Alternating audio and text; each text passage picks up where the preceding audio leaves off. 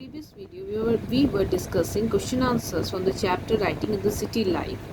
So whatever topic we covered in this chapter are the Mesopotamia. Okay, first of all we were talking about Mesopotamia, the writing and city life of Mesopotamia in the region of Greek where the civilization began, and for the first time the writing system developed in Mesopotamia. Okay, and then see Mesopotamian geography, we talk about the physical diversity. Okay, in Mesopotamia the mountain uplands called a steppe grassland, the desert rainfall climate drainage pattern. Okay, then we talk about the significance of urbanization, the earliest city of Mesopotamia, in which we talk about the causes of early urbanization in Mesopotamia, the development and the system of writing, how they use the writing, urbanization in southern Mesopotamia. Okay, temples and king, in which we talk about the two important cities. One is the Uruk, another one is the Mari. One is the temple town, another one is the trading town, where we saw the herders and farmers, they exchanged goods with each other. There was intermixtures of cultures where outsiders were allowed to enter the town. They opt their profession and settle there. The king of Mari keep vigilant on them. So life in the city was about the social structure of the society, the town planning, and when we talk about the legacy of the writing, okay, here you can see it was the culture was preserved in the epics, as you read about in Gil, Gilgamesh and Marker. So if we say the legacy of the writings, it is the greatest legacy of Mesopotamia to the world. Its scholarly traditions and its mathematics. Okay, so and later we discuss about the early library which was established by Assurbanipal. He made efforts to gather all the tablets on history, epic, Oman literature, astrology, hymn and poems. And then in early archaeology, the last independent ruler of Babylonia, Nabonidus. So here come some questions that are directly asked. As you can see, what is the meaning of Mesopotamia? Okay, where is this Mesopotamia? For which reason Mesopotamian river is well known? And when and where did archaeological work begin in Mesopotamia first of all? So here you can see they are the direct questions, and this is just an example of the from the which have been taken from paragraph first. Okay, so you can see the word Mesopotamia is derived from two Greek words. Meso means the middle and the potamus means rivers. So you can see land just lying between the two rivers here. Okay, two rivers here are the Euphrates and Tigris. So when we talk about where it is located, you can see it is in Greek. Okay, between these two rivers. Okay, you have to mention the name of the river, and then it is well known for the development of city lives. You can say uh, writing, you can see science, mathematics and literature. When and where did this archaeological work begin? Okay, in Mesopotamia, first of all, you can see in the year 1840 in Uruk and Mari. So if we talk about earliest city that developed in Mesopotamia, so here you can see Uruk, Mari and Ur that you have read in your book also. So it may be which was the center of main urban institutions. They can ask simple questions that it is the temple. Okay, the temple was the main center of urban institutions where all kinds of things related to daily uses of the commoners were carried out. So these all we have discussed in the previous video in your chapter.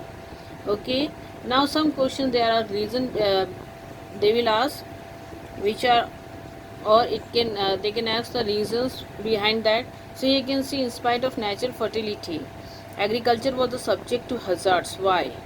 Give reason. So here you can see the river Tigris was overflowed during the particular month of a year. The river often changes its course, which causes water scarcity in a particular region. So which you have to describe in detail. Okay, and in the previous video also we saw high order thinking questions. Okay, so student, as you are promoted to class 11th, you have to read the chapter as you did earlier also. You have to study and read the chapter again and again, and definitely every time you will learn a new thing. So chapter reading is very important. If you want, you can prepare notes topic wise, but chapter reading from the book and thus revise the note. So while preparing the notes, what is important, you have to take care of the short questions also, because you know that the questions, the short question, which whatever is asked from the mid of the book. So what we saw that some questions which were directly asked, and from you can see, uh, now we will discuss some questions topic wise. So here comes the first question: why Mesopotamia is considered important by European? Give reason. Okay, if you say why Mesopotamia is considered important, okay, by the European country, so what you have to give reason for that. This answer you can get from your page number first of this chapter, page 29 to 30. Okay, so if we talk about Mesopotamia was important to European because of the reference of Old Testament, okay, the first part of the Bible, where you have to narrate the story of Noah, who was resembled as Jew Sudra, or you can see Utna Fistim, okay, Utna Fistim. So after that you have to describe about the expeditions of the British Museum, okay, in the search of a tablet narrating the story of a flood mentioned in Bible. So you can see by the 1860 the story was untrue, and but may have been way of expressing memories about the important changes in the history. So here another question is all about the geographical diversity that existed in Iraq. So you have to describe the whole physical diversities here. So you can say mountain, desert, plain, river, climate, rainfall and vegetations. Okay, and that you will get in your page number 30 and 31, and you have to describe or explain it in detail. Okay, so now comes the questions. The river play a crucial roles in the emergence of civilization, and Euphrates, or you can ask, or it can be that Euphrates river of ancient Mesopotamia was world renowned trade route. How will you justify? So here you will write about two important rivers. Okay, one is the Euphrates, another one is the Tigris, and it originates from the mountain in present day Turkey. Then you have seen that it drained a vast region. Okay, and how it deposited the silt, and you have to talk about the crescent land that encouraged the agricultural production in the desert region. So if we talk about the Euphrates, you know this that is river for transportation of goods and food grains and essential commodity, which is the cheapest mode of transportation. So what you have to do, you have to mention it in broad as a renowned trade route. So significance of urbanization is discussed in your previous video. So where we talk about the cause of urbanizations, its impact and division of labor. And when we talk about the division of labor, it can be asked as a particular questions. Okay, so here comes the next questions that describe the in brief the development of writing system or the script. Okay, in which you have to write the first Mesopotamian tablet that was written around this 3200 BC. So you have to mention that what does it contain. It has a picture like signs and number. Okay, if we talk about the number, these were about 5000, list of oxen, fish, bread, loaves, etc. Okay, so when we talk about this Mesopotamia, they wrote tablet on a clay, so you have to mention the method. Okay, as you can see the carving of a stone and put in impressions on a wet clay, then they later dried in sun. So if you talk the transaction, you can see they required a separate written tablets. So by 2600 BCE, you know that the letter became cuneiform and the language was Sumerian.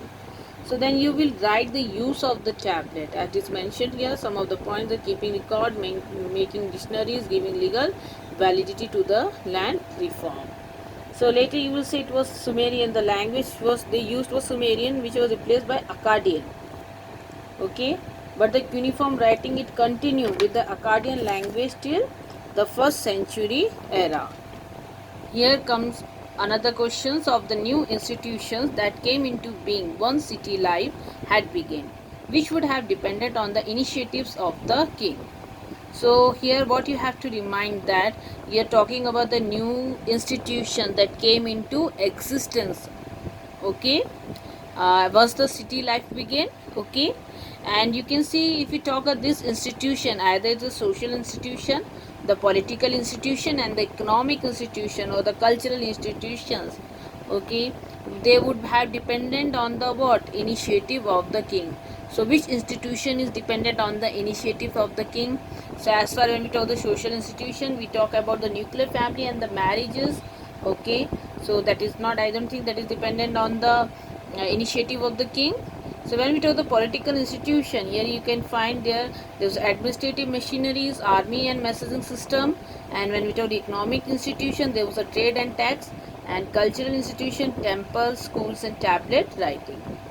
So the ones that dependent on the initiative of the kings are the economic institution.